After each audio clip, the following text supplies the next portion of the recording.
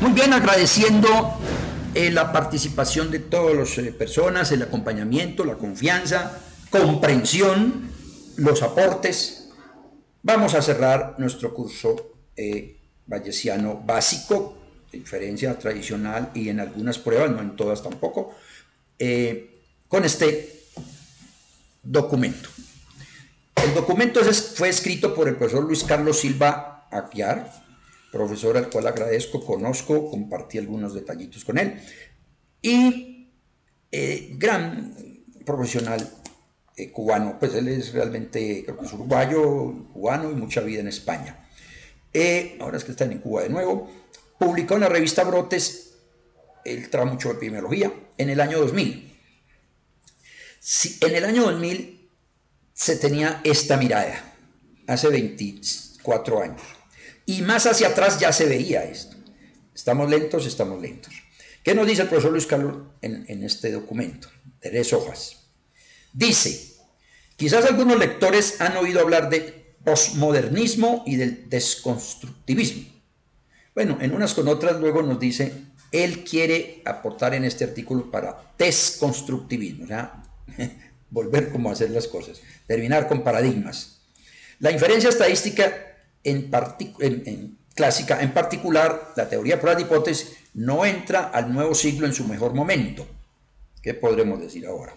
Bien, las observaciones críticas que se han venido acumulando desde su creación conforman hoy un reclamo metodológico alternativo. En últimas, él nos hace un llamado, o nos hizo en ese tiempo, ya muchos más se han sumado a esto, y voy a avanzar un tanto porque ustedes van a leer, son 3 hojitas. Él tiene muchos artículos en este respecto. Entonces luego nos dice que él va a colocar 5 puntos donde trata de sintetizar algunas debilidades de unos y de la clásica más exactamente. Primera, y subrayo, sombreo, y lo leo. No hay razón alguna para esperar que tengan efectos exactamente iguales. Habla de la hipótesis de nulo. Por muy pequeño que sea esa diferencia, siempre se podrá rechazar la hipótesis de nulidad si se trabaja con una muestra suficientemente grande. Esto ha sido muy comentado. Lo he mencionado también en muchas oportunidades. Si yo tengo una muestra grande, grandes de 1000, 2000, 3000, ¿por qué no 500, etcétera? La fórmula matemática de los indicadores, valga decir x barra menos mu, detectan cualquier cosita, porque es que la fórmula está el tamaño de muestra en el denominador y eso obliga a que el estadístico de pequeño, entonces el valor P va a dar, de grande, entonces el valor P va a dar pequeñito, pues vaya a agarrar rechazo. Esto es una cosa evidente. Destaco que si las muestras son grandes, Bayes pierde fuerza, entre otras cosas. ¿Por qué? Porque los datos, tendrían muchos datos, entonces los datos, que es la verosimilitud que llaman en este lenguaje, toman mucha fuerza, o más fuerza. Pero es evidente que no sirve pues, para confirmar o no. Muestras grandes aquí, las hipótesis siempre se rechazarán. Dice, dicho de otro modo, si la muestra es muy grande, las pruebas de significación son inútiles. Bueno, un comentario fuerte, pero creo que es cierto. Luego nos da un segundo punto, y subrayo la parte inferior de ese párrafo. Lo ideal sería contar con un procedimiento que, en lugar de desechar o no una hipótesis, sirva para poner al día la opinión que ella nos merece a la luz de dichos datos. Lo que está diciendo es que no nos permite actualizaciones, tomo mis datos y hasta ahí llegó. Si tomara otra muestra dentro de 6 meses para ver qué pasó, no tengo en cuenta lo que ya viví o lo que ya experimenté, lo que ya aprendí. Ese es el problema de la tradicional. Punto 3, y leo lo subrayado nomás. Este supone un vacío de opiniones y percepciones que no condice con la práctica real. Bueno, ¿cuál es eso? El no tener en cuenta estudios previos, la experiencia. Es que uno no puede tapar lo que ya sucedió. A ver, no sé si casa el ejemplo, pero lo menciono por actualidad tal vez. Todas las encuestas en Estados Unidos en la elección de presidente daban empate técnico y todas estas cosas. Se supone que eso era lo que era. Sin embargo, en una de las noticias, apenas lo pienso ahora, en la semana, antes de ellas, hablaba de que la popularidad del presidente saliente era muy baja y que nadie había ganado de ese partido, de cualquiera de los dos, pues, pero del partido que viniera con un antecedente de una desfavorabilidad para el presidente del partido del candidato. ¿Eso qué quiere decir? Eso querría decir que si ya había un antecedente, que si hay un presidente con baja favorabilidad, el candidato de ese partido tiene una probabilidad menor de ganar. Tal vez, si se hubiese incorporado eso, no hubiera dado la pérdida de las encuestas, como lo dicen ahora, que sucedió, porque no se tuvo en cuenta un conocimiento previo, una historia. Y eso es solo un ejemplo acá, tal vez salido de los cabellos podrían decir algunos, pero me surgió en el momento.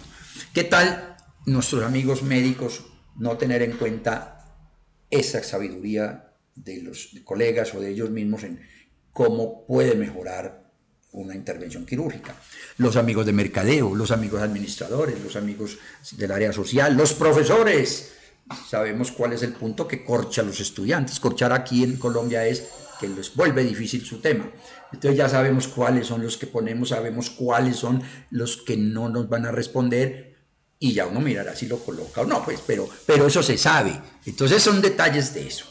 El cuarto punto que nos dicen acá es, otro no subraya nada, pero habla de lo siguiente. Si el investigador obtiene el porcentaje de recuperación para la terapia, el señor es médico, es de 45% y que para el tratamiento experimental asciende a 66%, pero la prueba que emplea arrojará, pongamos por caso un punto 12, el investigador no tiene más remedio que comunicar que no hay significación, que no hay suficiencia de evidencia muestral para afirmar que los dos tratamientos difieren. Sin embargo, es posible que agregue, pero obsérvese que la diferencia es notable. Si hubiéramos trabajado con una muestra mayor, muy posiblemente hubiéramos encontrado significado. Esto es lo que se volvió carrera en algún momento, pero es eso, tratar de justificar lo que nos interesa que dé. Eso no es prudente estadísticamente hablando. Quinto punto, el valor de P no solo depende de los datos y de la hipótesis que se valora, sino también de cómo se haya concebido el experimento. Dos diseños diferentes, entonces puede llegar a dos cosas distintas. Este es un diseño técnico, acaso demasiado sutil, salvo para estadísticos profesionales. Bueno, y para nosotros que estamos aprendiendo de él. Dice, es natural que se aspire a contar con un procedimiento inferencial, ninguno de los cuales, como se ha dicho, esté presente en la teoría frecuentista. Y aquí nos citan otros elementos en los cuales subrayo que no es bueno que nos obliguen a adoptar decisiones dicotómicas, es el punto B. Dice el C, no parta de una supuesta orfandad total de información, es decir, no olvide que hay cosas que ya sabemos. El D nos dice que no se rija por umbrales mágicos. ¿Quién dijo que el 0,5 tiene que ser? Yo he condicionado, o mejor, sostengo que cuando yo hago un estudio de mercado de favorabilidad, yo trabajo con punto 1 y tengo mis argumentos fáciles. En general, estudios de mercado no siempre tampoco, no, cuando hablo de percepciones, porque es que la percepción cambia cuando empezaron hoy la charla a cuando la termino. Y pudo cambiar solo cuando empecé este último artículo. Podía venir que era más o menos, que habían aprendido regular o mal, y aquí cambiar. Entonces la percepción es un cambio constante. No veo necesidad de umbrales tan estrictos en esos casos, en algunos casos. Eso lo hace la frecuentista. El enfoque bayesiano se aprecia de cumplir con 5 condiciones. Al admitir un manejo subjetivo de la probabilidad, el análisis bayesiano queda habilitado para emitir juicios de probabilidad sobre la validez de una hipótesis y expresar por esa vía su grado de convicción. Pues esto era lo que veíamos ahora. probabilidad de datos, dado la hipótesis, pero cuando hacíamos el factor de Bayes, aquí yo pongo H1 y lo divido sobre datos dado H0. Este ya ese es el de factor Bayes, pero este ya es la otra probabilidad del teorema, ¿no? La probabilidad a priori de una hipótesis es la que se fija o sugiere antes de tener en cuenta los datos. Hablan de una distribución de probabilidad. Hubo debilidades porque es un tema estadístico más fuerte. Tal vez logre hacer algún otro video para mejorar fortalecer eso. Esto es una distribución de probabilidad, la que tengo acá, la construí en Excel. Y luego la trataré de reforzar, pero son nada más que posibles valores en las discretas. Se calculan las probabilidades de que pase cada una de estas, pero se calculan con la fórmula correspondiente. Aquí tengo la binomial, por ejemplo, y eso es una distribución X, en este caso binomial. Aquí había construido una Poisson, lo permiten hacer. Bueno, eso fue un salto que no pensaba hacer, pero llegué. Bueno, no lo había visto. Distribuciones de probabilidad. Es una serie de valores que sufren de variables aleatorias, que son las que cambian. Una variable cambia, pero al azar, no sesgado o aleatoriamente. Bueno, dice que podemos ir hablando de nuevas percepciones. El propio nivel de significación es el ejemplo más obvio. Aquí lo que están diciendo, para contestar un poco sin leer todo, es que el enfoque bayesiano se le critica por obviamente la contraparte, que hay mucha subjetividad, o hay esa subjetividad que hemos hablado, que realmente es buena, pero se dice que eso para muchos no es lo mejor. Entonces aquí se argumenta que la clásica, la frecuentista, también tiene ese tipo de situaciones. Y es que yo creo que todo en la vida está eso, porque somos humanos. Entonces aquí dice que el nivel de significación, 0.05, eso es un paradigma. El valor de P de proporción en las fórmulas de muestreo, ponemos 0.5. Eso tiene el señor Luis Carlos, el profesor Luis Carlos, otro artículo que lo he mostrado en mis cursos de muestreo, muy bueno. ¿Quién dijo que nosotros tenemos que poner P igual a 0.5? Y de ahí se parte. Eso no es cierto. Y así sí que hemos leído nosotros reglas en todos estos cursos. El enfoque bayesiano es en ese sentido más honesto y transparente, pues no solo admite la subjetividad, sino que lo dice. Bueno, dice aquí ya para ir terminando, las bases bayesianas datan de hace más de 2 siglos. Es ahora que empieza a asistirse. Bueno, no sé, eso fue en el 2000, en ese tal vez no estaba empezando a asistirse.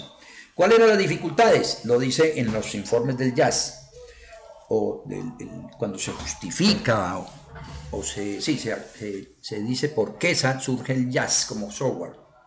Surge para facilitar los procedimientos matemáticos un poco complejos en algunos puntos y poder incentivar este uso. En el siglo XX, en el 2000 no teníamos estas posibilidades. Ahora hay muchos software de eso. Entonces, por eso.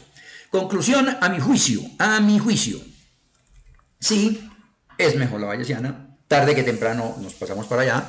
Uno de nuestros compañeros lo expresó empezando una de las charlas. La industria farmacéutica ya dio su línea y a partir del 26 todos sus trabajos serán con Bayes. Ese es un indicio de que todas las demás vamos para allá. No demerito las otras. No es que se acabe la frecuentista, no. Sirve para muchas. Podremos comparar con ellas. Se van puliendo porque ya aquí la relación de Von-Fonsay, del SAL, esta relación que hay de P, puede ayudarnos. Y de todas maneras nos dan línea. Pero aquí, bueno, y cuando tengo también muestras grandes, a pesar del problema de la P, también se asemejarían algunos resultados o conclusiones, no tienen resultados con bayesiana. Bayesiana con muestras pequeñas es más fuerte, mejor. El tema de muestreo también es mejor.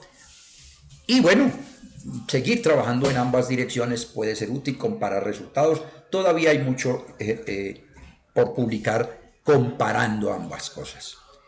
Muchas gracias a todos y nos veremos en nuevos cursos. está programado, bueno, el de mediación, moderación con la macro del profesor Hayes, pero también con el proceso del jazz. Y eso indica que tendremos enfoque de regresión y enfoque de SEM. El énfasis será más para el jazz en un momento dado, pero también abordaremos en primeras sesiones con el amigo macro del CPS. Y hay otro curso que surgió con apoyo, o mejor, apoyando a la organización OPC de el jazz, apoyando para tal vez personas que empiezan o que quieran fortalecer el manejo del jazz. Solamente trabajaremos la descriptiva y regresión en ese caso, pero la regresión, la descriptiva con énfasis a los resultados y al manejo del software desde filtros y otros detalles. Reitero mi agradecimiento y voy a cerrar parándome en el enunciado: la alternativa bayesiana. Gracias.